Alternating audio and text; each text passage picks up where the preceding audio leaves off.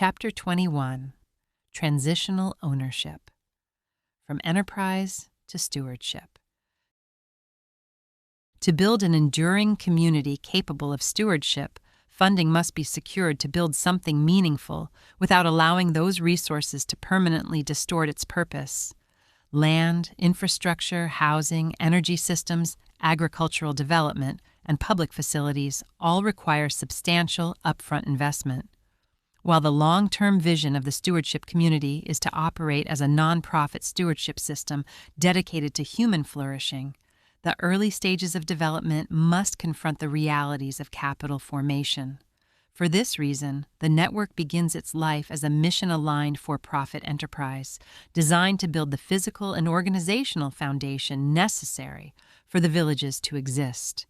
In this initial phase, investors provide the capital required to acquire land, construct infrastructure, and launch the first economic engines of the system. These investors are not purchasing control over the community. Rather, they are participating in a transitional partnership whose purpose is to bring the project into existence. During this initial repayment phase, the operating enterprise will participate in the same mission-aligned revenue-generating activities as after the repayment phase. The only difference is instead of the profit being reinvested into the mission, the for-profit phase will be aimed at quickly repaying investors.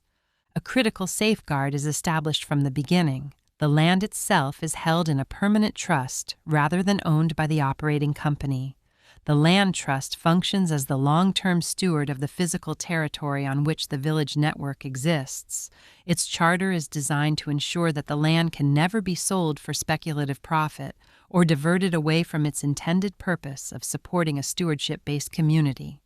The operating enterprise leases the land from the trust, paying an agreed-upon lease that supports land stewardship, conservation, and long-term maintenance.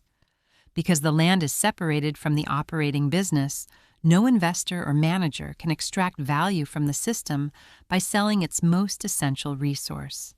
As the enterprise grows, the revenue generated by its services, products, and educational programs is directed toward two primary objectives: repaying the investors who helped establish the project and supporting the infrastructure of the village network.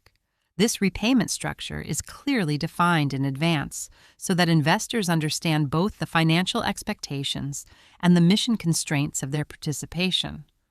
Once the agreed-upon return is satisfied, the transitional phase concludes. At that point, ownership of the operating enterprise is transferred into a nonprofit stewardship organization aligned with the original mission of the network.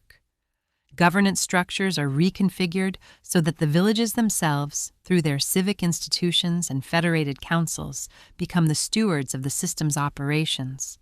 Instead of profits being distributed to investors, surplus revenue will be reinvested into the network. This transition from enterprise to stewardship reflects a deeper philosophical principle underlying the entire model. Markets can be powerful tools for mobilizing resources and coordinating activity, but they are not well suited to protecting long-term commons such as land, community cohesion, and cultural continuity. By using a temporary enterprise structure to build the system and then transferring ownership to a nonprofit stewardship framework, the network harnesses the strengths of both approaches. The market phase provides speed, investment, and organizational discipline during the fragile early years.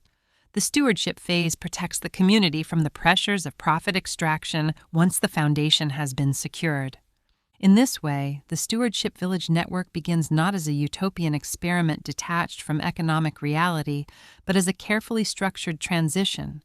Capital helps bring the system into existence, but it does not determine its destiny. Once the initial obligations are fulfilled, the villages move fully into a stewardship economy where the purpose of the system is no longer growth for repaying investments, but the flourishing of people, land, and future generations.